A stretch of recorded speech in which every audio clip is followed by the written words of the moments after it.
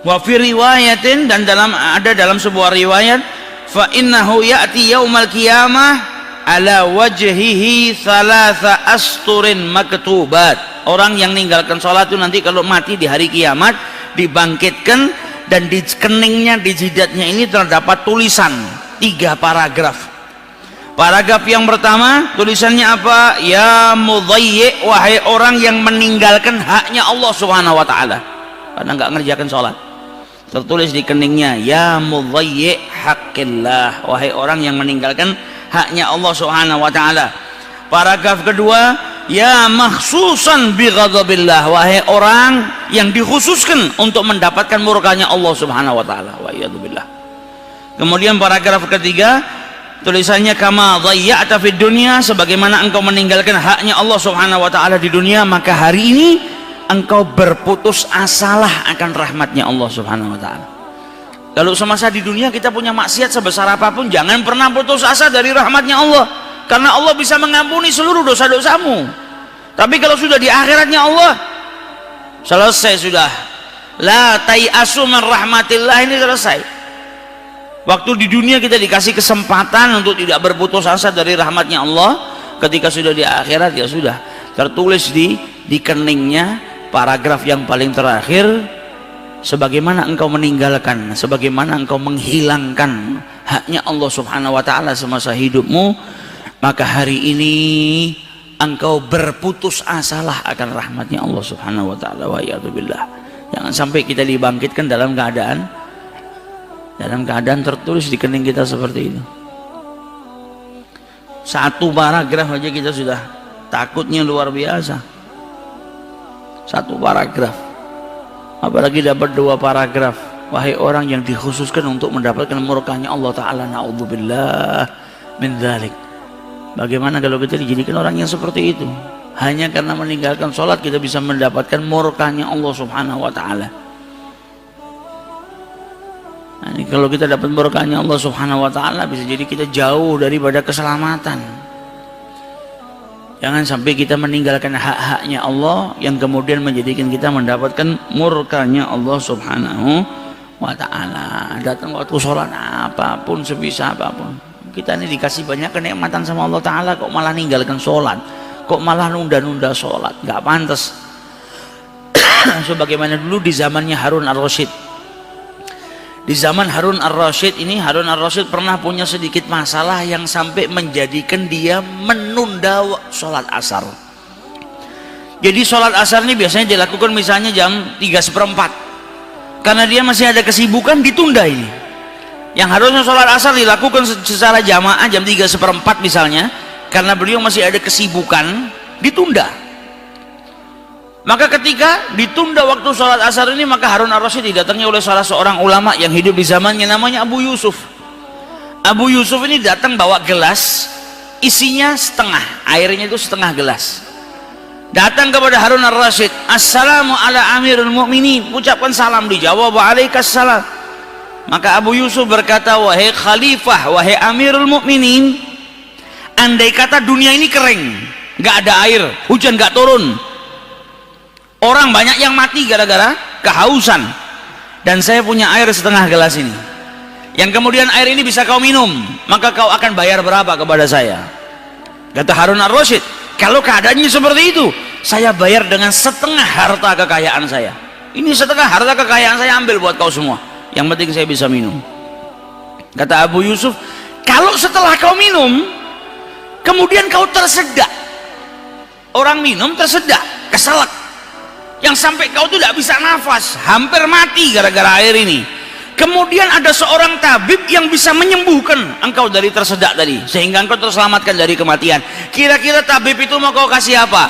Kata Harun ar-Rasyid, setengah harta saya yang sisanya tadi saya berikan kepada tabib. Sekarang dia miskin, gak punya apa-apa, setengah buat air, setengah buat ngobatin keselaknya. Kata Abu Yusuf, ketahuilah, ini air sampai hari ini diberikan kepada Allah gratis kepadamu, dan engkau diselamatkan dari segala macam penyakit, tersedak dan lain sebagainya, engkau diselamatkan sama Allah Subhanahu wa Ta'ala. Maka kenapa kau menunda sholat? Kenapa kau harus menunda panggilannya Allah Subhanahu wa Ta'ala? Kau tetap dikasih air, kau diselamatkan dari bencana, maka jangan tunda panggilan Allah Subhanahu wa taala. Enggak ada alasan untuk menunda panggilannya Allah Subhanahu wa taala. Kita ini kalau dipanggil manusia, dipanggil bos kita, nomor satu kita datang. Kita dipanggil sama orang tua aja nggak boleh nanti-nanti kok, apalagi panggilannya Allah Subhanahu wa taala. Sampai kalau sholat, dalam keadaan sholat wajib dipanggil sama orang tua, keraskan bacaanmu supaya orang tuamu tahu kalau kau sholat. Kalau sholatnya bukan sholat wajib, sampai ada yang mengatakan batalkan, panggil orang tua, panggilan orang tuamu datengin. Sampai seperti itu dipanggil sama orang tua, apalagi dipanggil sama Allah Subhanahu wa taala. Jangan sampai menunda, karena setiap waktu yang kita tunda jadikan syaitan itu semakin kuat karena kita ngikutin. Tunda tambah kuat syaitan, godaannya lebih besar lagi nanti menit berikutnya. Tunda lagi, godaannya semakin kuat lagi. Akhirnya tanpa kita sadari keluar daripada waktunya. Wa iyadzubillah. Jadi jangan sampai kita menunda waktu panggilan Allah Subhanahu wa taala. Wa an Ibnu Abbas, diriwayatkan juga oleh Ibnu Abbas radhiyallahu taala anhuma, bahwasanya nanti di yaumil qiyamah datang seseorang yang dihadapkan di hadapan Allah Subhanahu wa taala, fa ya'murullahu bihi ilan nar, maka Allah perintahkan orang tersebut dimasukkan ke dalam api neraka. Fa yaqulu ya Rabb bimadza, maka orang tersebut berkata, ya Rabb, atas dasar apa engkau masukkan aku ke dalam neraka? Kenapa engkau masukkan aku ke dalam neraka? Fa yaqulu ta'ala bi ta'khirika as-shalah, karena engkau menunda sholatmu, kata Allah Subhanahu wa taala, an awqatiha, sampai keluar dari waktu-waktunya. Jadi datang waktu zuhur ditunda sampai keluar daripada waktunya, sampai datang waktu asar. Wa halfuka bikadziban, dan sumpahmu kepadaku yang dusta, bersumpah atas nama Allah Subhanahu wa taala tapi dia berdusta. Ini orang tersebut diriwayatkan dimasukkan ke dalam nerakanya Allah Subhanahu wa taala. Ada orang yang dihadapkan kepada Allah, kemudian Allah bilang apa? Bawa ini ke neraka, hukum. Orangnya tanya, kenapa ya Rabb? Karena engkau nunda waktu sholat sampai keluar daripada waktunya, dan sumpahmu kepadaku yang dusta, yang tidak ditepati. Jadi jangan sampai kita tergolong sebagai orang-orang yang seperti itu, meninggalkan sholat, keluar daripada waktunya, masih sholat tapi sudah keluar daripada waktunya, bisa mendatangkan hukuman Allah. Apalagi kalau tidak sholat sama sekali, apalagi kalau tidak gubris panggilannya Allah, datang waktu zuhur, datang waktu asar, nggak gubris sama sekali. Nah, ini orang-orang yang jauh daripada Allah Subhanahu wa taala, susah mendapatkan keselamatan daripada Allah Subhanahu wa taala. Wa iyadzubillah.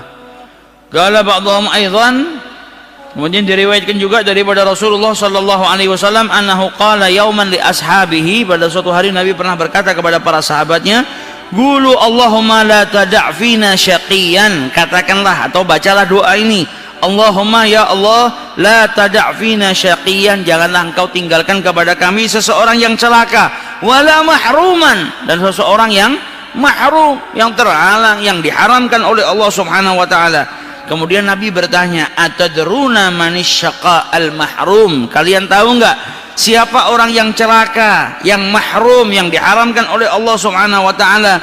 Maka para sahabat menjawab, siapa mereka ya Rasulullah? Qala tarikus shalah, orang yang meninggalkan salat. Itu orang yang celaka, orang yang mahrum daripada Allah Subhanahu wa taala. Meninggalkan salat. Kalau mati dalam keadaan belum bertobat kepada Allah Subhanahu wa taala, ya dapat hukuman tadi yang disebutkan, 15 hukuman. Tapi kalau dia bertobat, merubah keadaannya, kemudian melaksanakan sholat, maka dosa-dosanya bisa diampuni oleh Allah Subhanahu wa taala. Gala aidan, diriwayatkan juga bahwasanya pertama kali wajah yang menghitam di hari kiamat adalah wajahnya orang-orang yang meninggalkan sholat. Kemudian di neraka jahanamnya Allah ada sebuah wadi, lembah, yuqalu lahu lamlam, namanya lamlam. Fihi hayatun, ada ular yang besar. Setiap ular itu panjangnya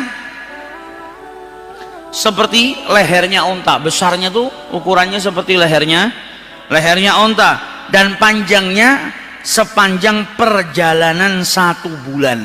Jadi unta yang panjangnya luar biasa. Dan dia akan menyengat, ular ini akan menyengat orang-orang yang meninggalkan sholat, yang sampai racunnya itu membakar tubuh orang yang terkena racunnya itu, sampai dagingnya itu hangus semuanya. Ini ular kerjaannya nyari orang yang meninggalkan sholat. Kalau ketemu disengat sama dia, racunnya nempel di tubuhnya orang yang meninggalkan sholat, sampai akhirnya racun tadi membakar dirinya sampai dagingnya itu meleleh gara-gara racunnya ular tadi.